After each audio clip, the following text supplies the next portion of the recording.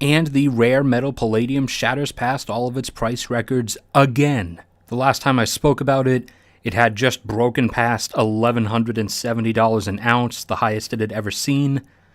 And now it has gone through another over $100 surge just shortly before recording this video, touching and then falling down from $1,292 per ounce. Welcome back, everybody, to our first Energy and Resource weekly update video of 2019. Please forgive both my absence and my slightly nasally voice. I'm a bit congested at the moment. If you like hearing about oil, natural gas, rare metals, resources, things that actually fundamentally matter to civilization but are basically ignored by the mainstream media at large, then this is one of the places for you. Please subscribe and stick around, because that is what we talk about here. Now, picking right back up where we started, palladium almost hitting $1,300 an ounce as demand for the metal continues to surge and supplies become a little bit constrained. The overwhelming majority of palladium is consumed in the production of catalytic converters for internal combustion engine vehicles, aka normal cars and normal trucks, non-electric. Now, some of the price surging has come from a bit of a supply constraint, as over 2018, off and on, there were various strikes by mine workers in South Africa. However, the demand side of the equation is also contributing rather heavily, as although electric vehicle sales are growing globally, the demand for regular cars is still surging far, far more quickly. As greater and greater swaths of the populations of China and India continue buying vehicles for the first time, they are, no surprise, buying regular combustion engine vehicles. And also the populations of many third world nations are currently elevating up to second world status and are thus now beginning to own cars in droves as well. Now, going down our regular list in terms of oil production, U.S. oil production remained flat for another week at 11.7 million. U.S. oil consumption remained below 20 million barrels per day, coming in for this past week at just under 19.8 million. Individual product numbers within that for the past week being U.S. gasoline consumption at 8.73 million barrels per day, U.S. diesel fuel consumption at 2.95 million barrels per day, jet fuel consumption at 1.81 million barrels per day, and propane consumption at 1.53 million barrels per day equivalent, with U.S. propane storage inventories continuing to drop, as with cold temperatures continuing to repeatedly grip the main 48 states, heating demand throughout the U.S. is remaining high. Price-wise, oil is finally rebounding from its drop. Since the last time I released an episode a few weeks back, oil has recovered from $42 per barrel up to just around $52 per barrel. On the natural gas side of things, U.S. natural gas production dropped a tiny bit from 97.9 billion cubic feet per day down to 97.7. U.S. natural gas consumption last week averaged 98.9 billion cubic feet per day, with some of the individual numbers within that being daily U.S. heating demand at 36.4 billion cubic feet per day, natural gas demand from natural gas-fired power plants at 22.3 billion cubic feet per day, and natural gas consumption for fuel for the natural gas pipeline's pumping system at 6.5 billion cubic feet per day. And of course, U.S. natural gas storage inventories continue dropping over the last week from 2.7 trillion cubic feet in storage down to 2.61 trillion cubic feet in storage. Compared with the normal average, normally we would still have over 3 trillion cubic feet in storage at this point in the year, and even still below last year's abnormally low number. Last year at this time, we still had 2.82 trillion cubic feet in storage.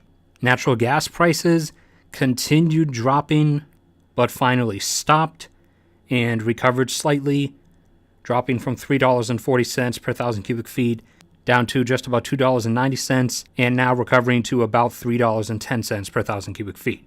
Now, unfortunately, the international oil production data that normally comes out at the very end of each month was late for December and is now almost 2 weeks late. It has still not been released, so I don't have any of those numbers for you.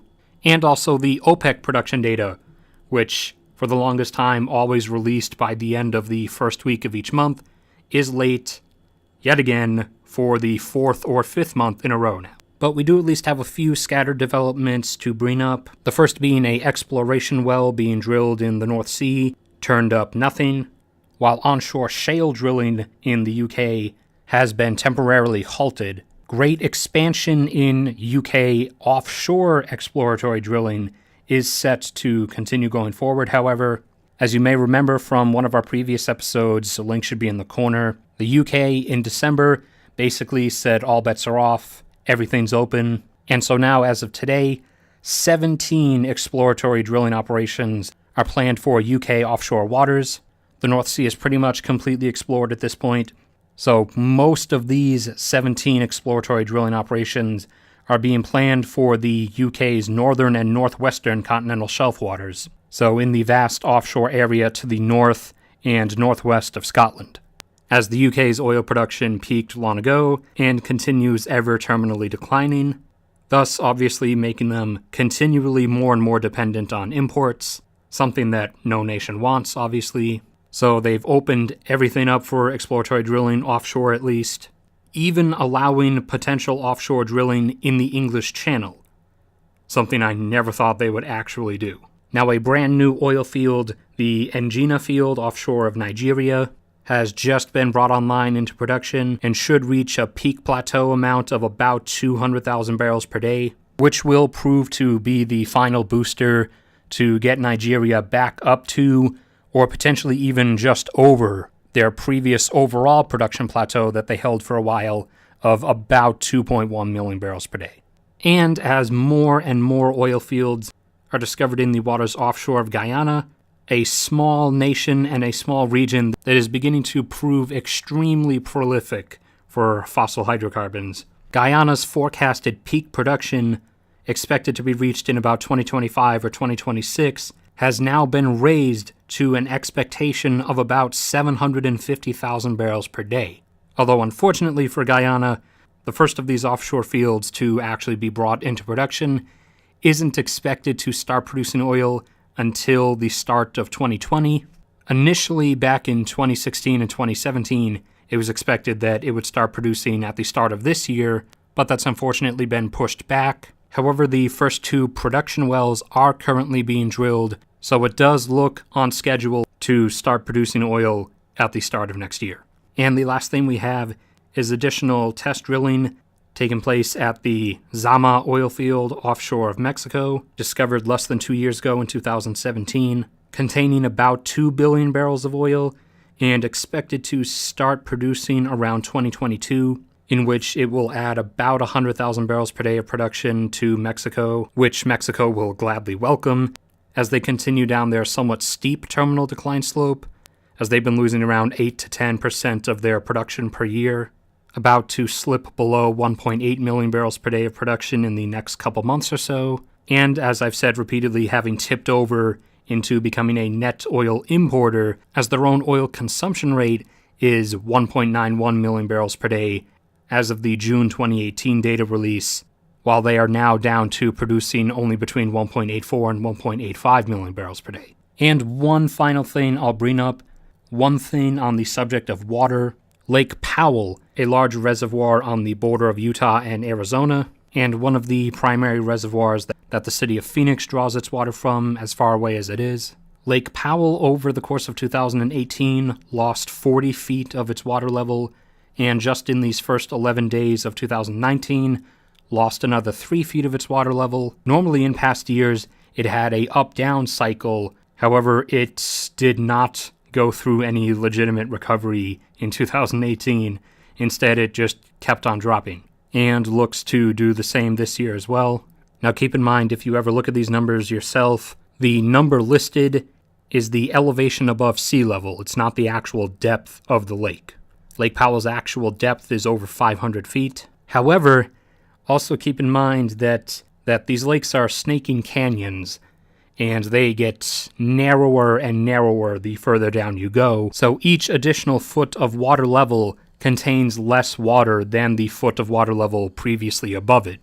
And that's all I have for this week's episode. So, thanks for watching or listening. If you enjoyed hearing about everything, please leave a like on the video. You can support me and my ability to exist through either Patreon, PayPal, or my online shop where I sell several merch items based off my better photography pieces. I also just started an aviation channel you can check out as well. Links to everything are in the description below, and I will see everybody around next time.